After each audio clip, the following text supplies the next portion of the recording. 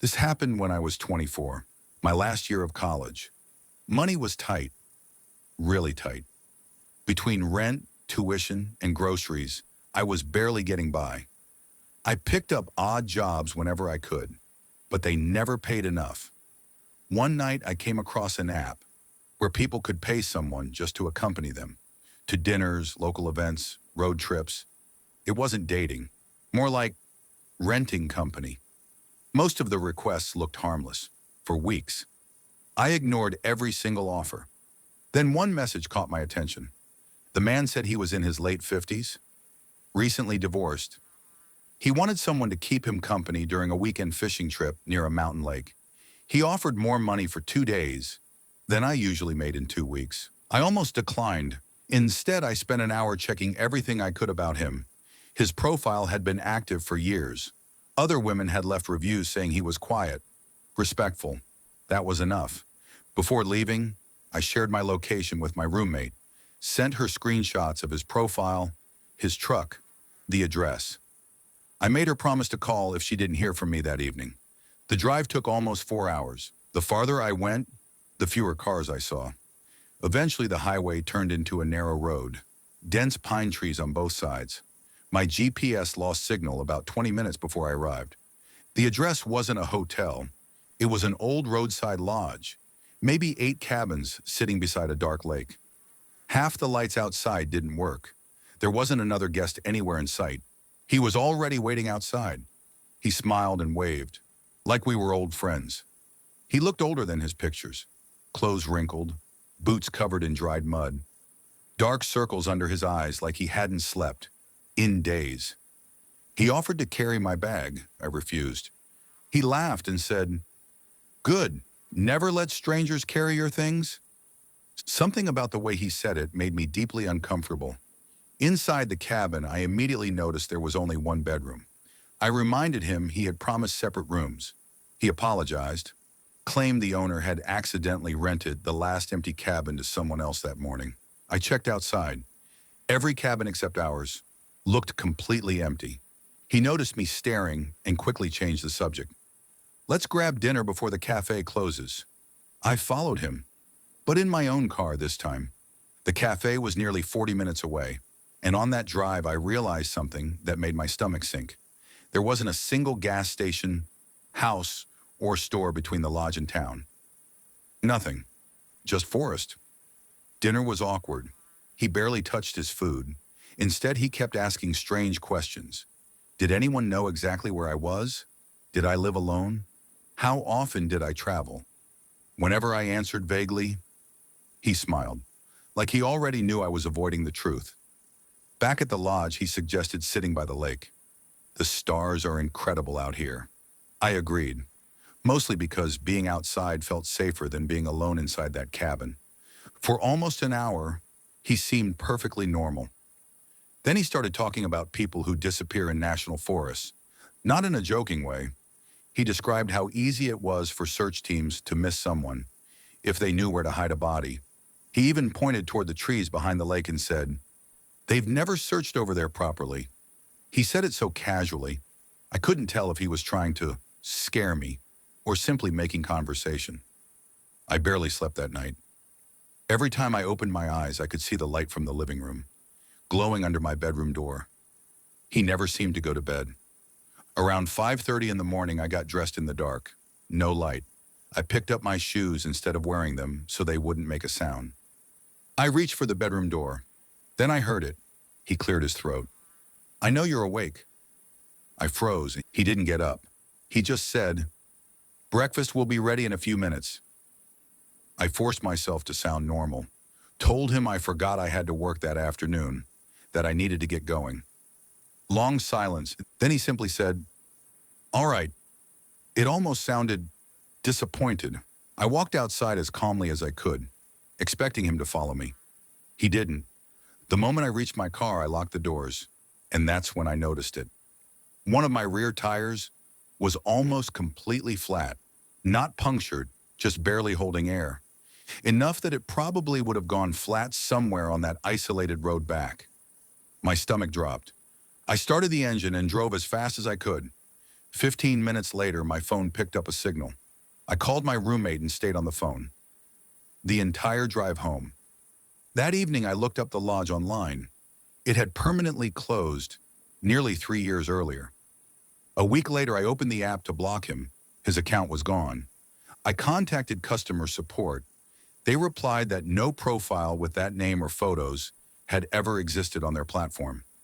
I still have the screenshots I took before the trip, but when I open them now, the profile picture is just a blank gray silhouette. We were juniors, off-campus apartment, 2 bedrooms. Jess and I had lived together since freshman year. Good system, no real drama. In October, she told me a friend from her hometown was going to crash with us for a few days while he sorted out some housing stuff. His name was Marcus.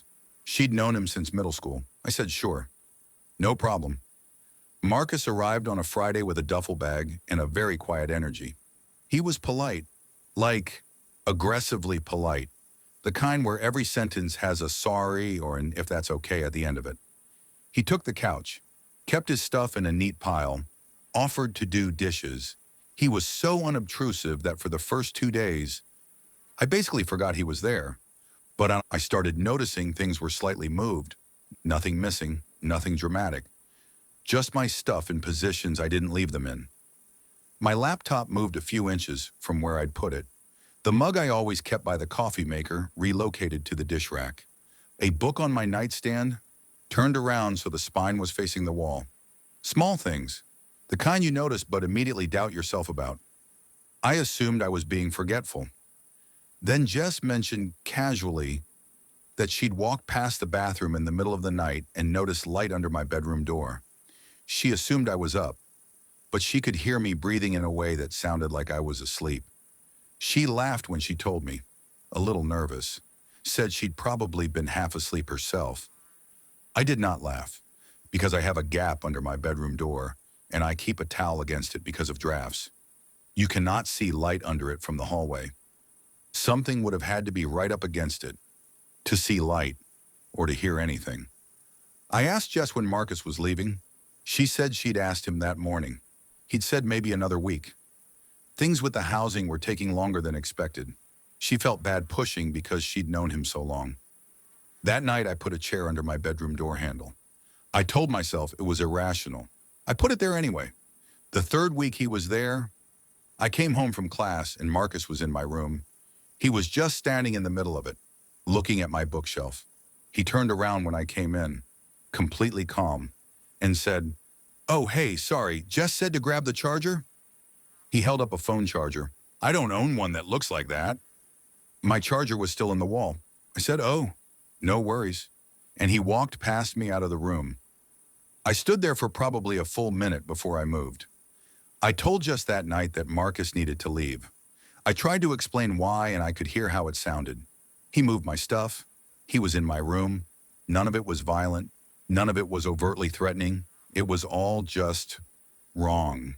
She believed me. I want to be clear about that. She talked to him the next morning, and he left that afternoon without any pushback. Just packed his bag, said bye, left. She apologized to me for a week. About a month later, Jess mentioned she'd texted Marcus to make sure he'd found a place.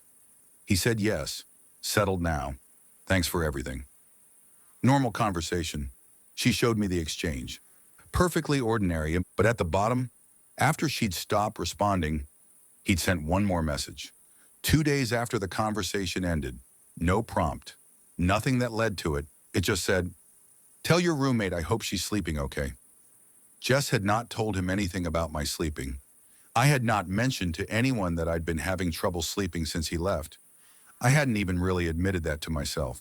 We never responded. We don't know what he meant. Jess thinks he was just being weird, maybe a little bitter about being asked to leave, trying to get in my head one last time. Maybe, but I keep thinking about those nights I slept through. The ones where Jess saw light under my door, how many times he was out there, how long he would stand there before going back to the couch, what exactly he was listening for, whether he ever heard what he was looking for. This happened when I was 22. I was working a dead-end data entry job from my apartment, 8 hours a day staring at a screen, copying numbers from one spreadsheet to another. It paid just enough to cover rent and not much else. I didn't go out much. Most of my social life at that point was online. That's important context for what happened next. I was part of a few online communities, gaming forums mostly. Nothing unusual. One evening I got a direct message from someone whose username I didn't recognize. He said he'd seen my comments in one of the forums and thought I was funny. Said he was a freelance developer and was always looking for sharp people to collaborate with on small projects. Nothing serious. Just extra income on the side. I was skeptical but curious. We talked for a few days. He seemed completely normal. Early 30s, worked remotely, lived alone, into the same games I was. He sent me a LinkedIn profile that looked legitimate, a portfolio website with real projects on it, even a photo that matched his profile picture. After about a week, he mentioned a small paid project, simple data scraping work, stuff I already knew how to do. He offered $300 for maybe 5 hours of work. I said yes. He sent over the details through a shared document. Everything looked clean and professional. I completed the work in a weekend and sent it back. He paid me immediately, full amount, no issues. That should have been the end of it. Instead, he messaged me 2 days later with another project. Higher pay this time, then another after that. Within a month, we were talking every single day. He knew my work schedule, what I ate for lunch when I went to sleep. Not because he was asking directly, but because I was just telling him, the way you do with someone you've gotten comfortable with. Looking back, that's exactly what he wanted. One evening, he asked if I could help him with something a little outside my usual work. He needed someone to verify a list of email addresses by sending test messages from a temporary account he'd set up. Just to check deliverability, he said. Standard stuff in marketing. Something about it felt slightly off. I told him I'd think about it. That night I got curious and ran his portfolio website through a domain checker. It had been registered 11 days before he first messaged me. I checked the LinkedIn profile more carefully this time. The connections were all accounts with no profile pictures and no activity. The companies listed in his work history had no record of him anywhere online. The photo he used in his profile appeared in a reverse image search on a stock photography website. None of it was real. I went back through every conversation we'd had over the past month. He had my full name, my general location from a comment I'd made in a local gaming thread, my work hours, my daily routine. At one point, I'd even complained about my apartment building's broken front door lock and told him which floor I lived on. I felt sick. I stopped responding immediately. Within an hour, he messaged asking if everything was okay. I didn't reply. He messaged again the next morning. Casual, friendly, like nothing was wrong. Then the tone shifted. He said he hoped I wasn't getting cold feet because that would be unfortunate for both of us. He said he'd really enjoyed getting to know me, and it would be a shame if things got complicated. I took screenshots of everything and reported the account. It was gone within 24 hours. I changed every password I had that same night, enabled two-factor authentication on everything, contacted my building management about the front door lock the next morning. For weeks afterward, I kept waiting for something to happen. Nothing did. But about 2 months later, I came across a post in the same gaming forum where he'd first found me. Someone else was describing a nearly identical situation. Same approach, same fake freelance work, same gradual buildup of personal information. Except in their case, the person had completed that email verification task. The police had shown up at their door 3 days later. The emails hadn't been a deliverability test. They were part of a phishing operation targeting elderly people, and the IP address used to send them traced back to the person who thought they were just doing a small freelance job. I never found out who he actually was. I still don't know exactly what he wanted from me specifically, but sometimes I think about how comfortable I got, how naturally I shared things I never should have shared, how a month of normal conversation made me almost do something that could have destroyed my life.